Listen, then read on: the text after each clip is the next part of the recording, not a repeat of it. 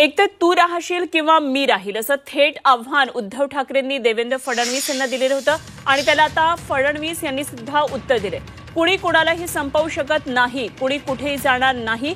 मी आधुनिक अभिमन्यू आहे, मला चक्रव्यूहात शिरणंही ठाऊक आहे आणि तो भेदून बाहेर कसं यायचं हे देखील माहीत आहे आणि तो चक्रव्यूह भेदून दाखवेल असं फडणवीस म्हणाले।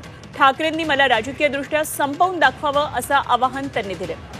तर एका वृत्तवाहिनीला दिलेल्या मुलाखतीमध्ये फडणवीसांनी ठाकरेंना हे उत्तर दिलेलं आहे।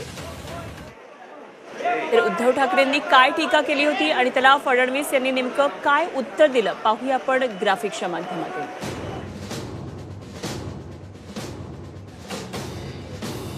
तर ठाकरेंचा वार होता, मला आणि आदित्यला तुरुंगात टाकण्याचा प्रयत्न आहे। तुरुंगात टाकण्यासाठी फडणवीस डाव आखत आहेत असं ठाकरेंनी वार केला होता। फडणवीसांनी पलटवार केलेला आहे, मी आधुनिक अभिमन्यू आहे।